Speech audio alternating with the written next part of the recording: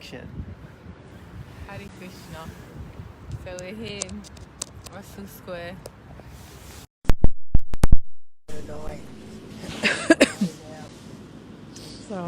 It's actually only about 4:30, I think, something, right? Yeah. 5 o'clock. Bedtime. Yeah. It's like so Somewhere. dark. Canto Okay. 2, Chapter 6, Text 28. We're like everybody else. We can't handle being inside. We got to go outside. Oh, Gotta get alright. out. You're all right.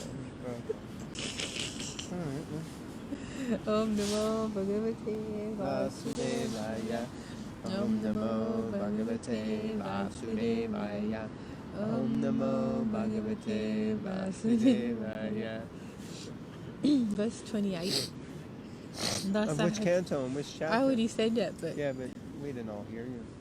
Well, Canto 2, Chapter 6, Verse 28 is the chapter's called Purusha Shukta Confirmed. Yes. Thanks. Thus I had to arrange all these necessary ingredients and paraphernalia of sacrifice from the personal bodily parts of the personality of Godhead. By invocation of the demigod's names, the ultimate goal, Vishnu, was gradually attained, and thus compensation and ultimate offering were complete.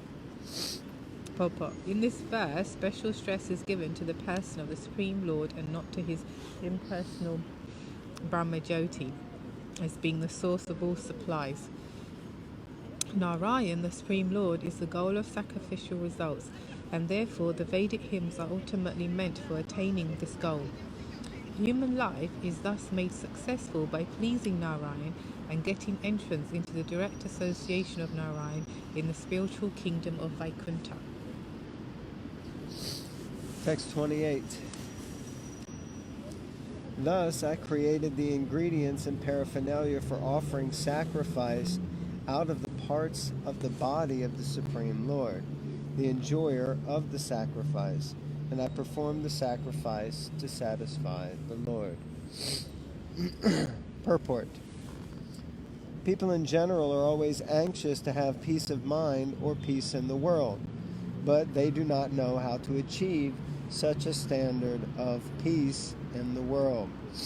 Such peace in the world is obtainable by performances of sacrifice and by practice of austerity, like sitting outside at 4:30 in the evening reading Bhagavatam while it's freezing cold.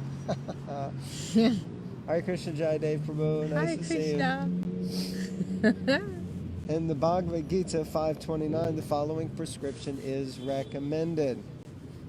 Bhaktaram yagatapasam sarva loka maheshwaram suridam sarva bhutanam yantvamam shantam richati. The karma yogis know that the Supreme Lord is the factual enjoyer and maintainer of all sacrifices and of the austere life. They also know that the Lord is the ultimate proprietor of all the planets and is the factual friend of all living entities. Such knowledge gradually converts the karma yogis into pure devotees of the Lord through the association of unalloyed devotees, and thus they are able to be liberated from material bondage. Brahma, the original living being within the material world, taught us the way of sacrifice. The word sacrifice suggests dedication of one's own interests for satisfaction of a second person. That is the way of all activities. Every man is engaged in sacrificing his interests for others, either in the form of family, society, community, country, or the entire human society. But perfection of such sacrifice is attained when they are performed for the sake of the Supreme Person, the Lord. Because the Lord is the proprietor of everything, because the Lord is the friend of all living creatures, and because he is the maintainer of the performer of sacrifice, as well as the supplier of the ingredients of sacrifices, it is he only and no one else who should be satisfied by all sacrifices. The whole world is engaged in sacrificing energy for advancement of learning, social upliftment, economic development, and plans for total improvement of the human condition. but no one is interested in sacrificing for the sake of the Lord, except for Jayadev Prabhu, as it is advised in the Bhagavad Gita. Therefore, there is no peace in the world. If men at all want peace in the world, they must practice sacrifice in the interest of the supreme proprietor and friend of all. Wow, what a powerful purport. All about peace. And of course, this is the time of year, the season, peace on earth, goodwill to men. And the principle, according to the Bhagavatam, is that if we want peace, there has to be sacrifice. And in one sense, we know that that's the case. If you want peace even in your relationship, you have to sacrifice something. If you want peace, yeah, something. And so like that, so there always has to be some sacrifice. Hare Krishna, Reika. Text 29. My dear son, thereafter your 9 brothers, who are the masters of living creatures, perform the sacrifice with proper rituals to satisfy both the manifested and non-manifested personalities. Purport. The manifested personalities are the demigods, like the ruler of the heavenly kingdom Indra and his associates, and the non-manifested personality is the Lord himself. The manifested personalities are mundane controllers of the material affairs, whereas the non-manifested personality of Godhead is transcendental beyond the range of the material atmosphere. In this age of Kali, the manifested demigods are also not to be seen, for space travel has completely stopped. So both the powerful demigods and the supreme personality of Godhead are non-manifested to the covered eyes of the modern man. But interesting that Prabhupada would see these personalities. I mean, it's documented in Conway Hall and other places where he did see demigods and that. Modern men want to see everything with their eyes, although they are not sufficiently qualified. Consequently, they disbelieve in the existence of the demigods or of the Supreme God. They should see through the pages of authentic scriptures and should not simply believe their unqualified eyes. Even in these days, God can also be seen by qualified eyes tinged with the ointment of love of God. Premanjana Charita Bhakti Velochanena. Jai Gopi Chandra Devi. Hare Krishna. Hare Bo. See ya. See ya. See ya later. We see you now. Okay, text 30. Thereafter, the Manus, the fathers of mankind, the great sages, the forefathers, the learned scholars, the Daityas and mankind perform sacrifices meant to please the Supreme Lord. Purport. The Daityas are devotees of the demigods because they want to derive the greatest possible material facilities from them. The devotees of the Lord are ekanishta, or absolutely attached to the devotional service of the Lord. Therefore, they have practically no time to seek the benefits of material facilities. Because of their realization of their spiritual identity, they are more concerned with spiritual emancipation than with material comforts. Wow, Mother Chicharupini. Hare Krishna. Wow, this is an all-star. Yeah, it is an all-star evening. They're all coming. Look, the stars are bright and shining like the sun. Hare Krishna. Text 31. All the material manifestations of the universes are therefore situated in his powerful material energies, which he accepts self-sufficiently, although he is eternally without affinity for the material modes. Purport. The question put by Narada before Brahma concerning the sustenance of the material creation is thus answered. Material actions and reactions, as the material scientist can superficially observe, are not basically ultimate truth in regard to creation, maintenance and destruction. Material energy is a potency of the Lord which is displayed in time, accepting the three qualities of goodness, passion and ignorance in the forms of Vishnu, Brahma and Shiva. The material energy thus works under the supreme spell of his lordship, although he is always transcendental to all such material activities. A rich man constructs a big house by spending his energy in the shape of resources, and similarly, he destroys a big house by his resources. But the maintenance is always under his personal care. The Lord is the richest of the rich, because he is always fully complete in 6 opulences. Therefore, he is not required to do anything personally, but everything in the material world is carried out by his wishes and direction. Therefore, the entire material manifestation is situated in Narayan, the Supreme Personality of Godhead. The impersonal conception of the Supreme Truth is due to lack of knowledge only, and this fact is clearly explained by Brahmaji, who is supposed to be the creator of the universal affairs. Brahmaji is the highest authority in Vedic wisdom, and his assertion in this connection is therefore the supreme information. So what Lord Brahma says is basically fact, more or less. And Narada is inquiring from him as his father. If we remember back to the original question that he is asking, so Lord Brahma, dear father, are you the only creator, or are you a sub-creator? Is there anyone or something greater than you? Please explain. And now Lord Brahma is explaining. Text 32. By his will I create. Lord Shiva destroys, and he himself, in his eternal form as the personality of Godhead, maintains everything. He is the powerful controller of the 3 energies. Purport. The conception of one without a second is clearly confirmed here. The one is Lord Vasudeva, and only by his different energies and expansions are different manifestations, both in the material and in the spiritual worlds, maintained. In the material world also, Lord Vasudeva is everything, as stated in the Bhagavad Gita 7:19. Vasudeva Savam Iti, everything is Vasudeva only. In the Vedic hymns also the same Vasudeva is held to be supreme. It is said in the Vedas, Vasudevat Paro Brahman Nanchanyo Ritosti Tattvataha. In fact, there is no greater truth than Vasudeva. And Lord Krishna affirms that same truth in the Bhagavad Gita 7:7. Mata Paratanam Nanyet. There is nothing above me, Lord Krishna. So the conception of oneness as overly stressed by the impersonalist is also accepted by the personalist devotee of the Lord. The difference is that the impersonalist denies personality in the ultimate issue, whereas the devotee gives more importance to the personality of Godhead. Srimad Bhagavatam explains this truth in the verse under discussion. Lord Vasudeva is one without a second, but because he is all-powerful, he can expand himself as well as display his omnipotencies.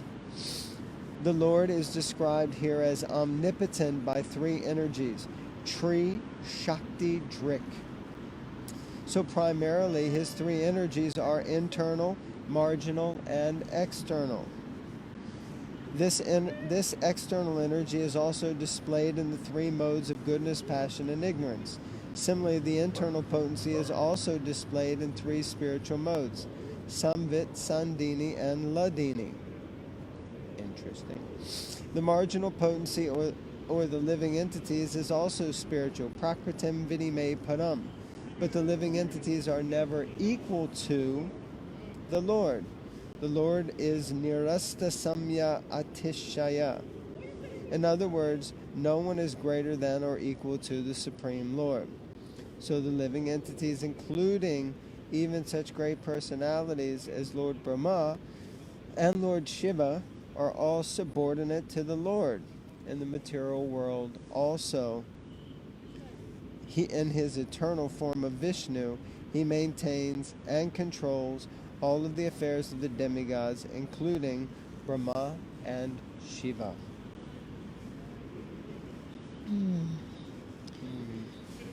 Any thoughts? No. I'm a little confused. I have a question. Because generally, in other places, where were we reading? Reading in Science of Self-Realization just the other day, that the where is it? The Samvit, the Sandini, and the Ladini Oh no. Maybe that's right. Yeah, Samvit, Sandini, and Ladini. I was trying to remember because there's the Bahiranga Shakti, the Ladini Shakti, and the Tatashta Shakti. Yeah, so those are the three energies. Anyway, it's interesting that it mentions here that there's three internal spiritual modes, Samvit, Sandini, and Ladini. I need to look that up and study more. Yes. But maybe now's not the time. No. Okay. Text 33. My dear son, whatever you inquired from me, I have thus explained unto you. And you must know for certain that whatever there is, either as cause or as effect, both in the material and spiritual worlds, is dependent on the Supreme Personality of Godhead. Purport. The complete cosmic situation, both in the material and in the spiritual manifestations of the energies of the Lord, is working and moving first as the cause and then as the effect. But the original cause is the Supreme Personality of Godhead. Effects of the original cause become the causes of other effects, and thus everything, either permanent or temporary, is working as cause and effect.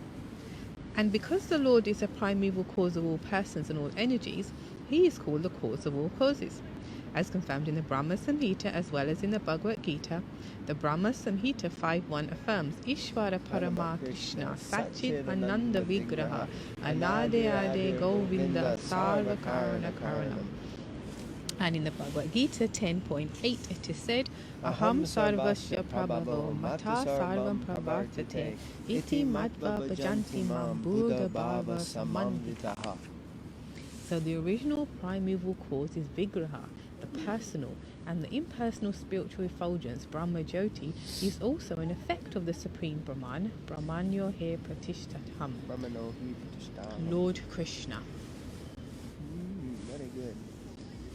Okay, so let's see. Read text 34. It's got a long purport. This will probably be the last one. O Narada, because I have caught hold of the lotus feet of the Supreme Personality of Godhead, Hari, with great zeal, whatever I say has never proved to have been false, nor is the progress of my mind ever deterred, nor are my senses ever degraded by temporary attachment to matter. That's a pretty powerful statement. Really like that. So it's a nice statement from Lord Brahma. Since he's grabbed hold of the lotus feet of the Lord, he is safe and he is victorious. So yeah, it behooves us to try to grab hold of the lotus feet of the Lord, and he will protect us. Maybe from this guy who's walking around here in the dark behind us. Yeah, that's what I was looking at. I know, that's what I was looking. Okay, purport. Lord Brahma is the original speaker of Vedic wisdom to Narada, and Narada is the distributor of transcendental knowledge all over the world through his various disciples like Vyasadeva and others. The followers of Vedic wisdom accept the statements of Brahmaji as gospel truth. And transcendental knowledge is thus being distributed all over the world by the process of disciplic succession from time immemorial, since the beginning of creation. Lord Brahma is the perfect, liberated, living being within the material world, and any sincere student of transcendental knowledge must accept the words and statements of Brahmaji as infallible. The Vedic knowledge is infallible because it comes down directly from the Supreme Lord unto the heart of Lord Brahma. And since he is the most perfect living being, Brahmaji is always correct to the letter. And this is because Lord Brahma is a great devotee of the Lord who has earnestly accepted the lotus feet of the Lord as the supreme truth. Would you like to read? In the Brahma Samhita, which is compiled by Brahmaji, he repeats the aphorism, Govindam Adipurusham Tamaham Bhajami. I am the worshipper of the original personality of Godhead, Govinda, the primeval Lord. So whatever he says, whatever he thinks, and whatever he does normally in his mood are to be accepted as truth because of his direct and very intimate connection with Govinda, the primeval Lord.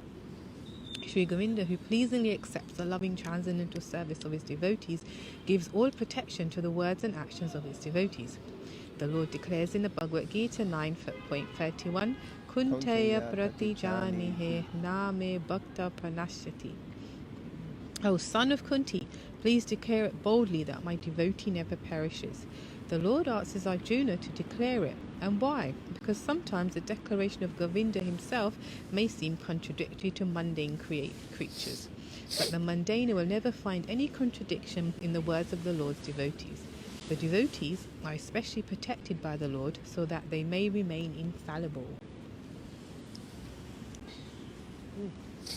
Therefore, the process of devotional service always begins in the service of the devotee who appears in disciplic succession. The devotees are always liberated, but that does not mean that they are impersonal. The Lord is a person eternally, and the devotee of the Lord is also a person eternally.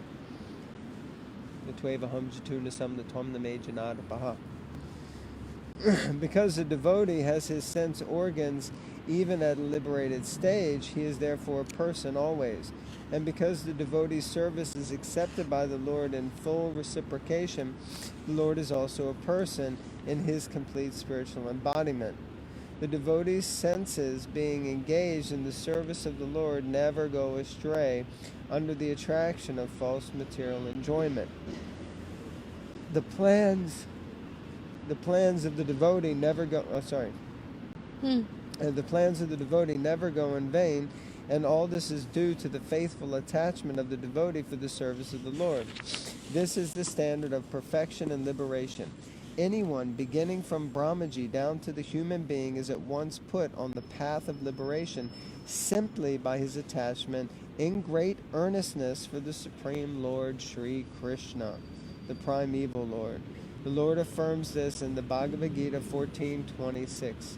Mam cha yo vyavacharena bhakti yogena sevate sagunan samatidaitan brahmabhuyaya kalpate. Anyone, therefore, who is earnestly serious in heart and soul about being in intimate touch with the personality of Godhead in the relationship of transcendental loving service, will always be infallible in words and action. Like to finish?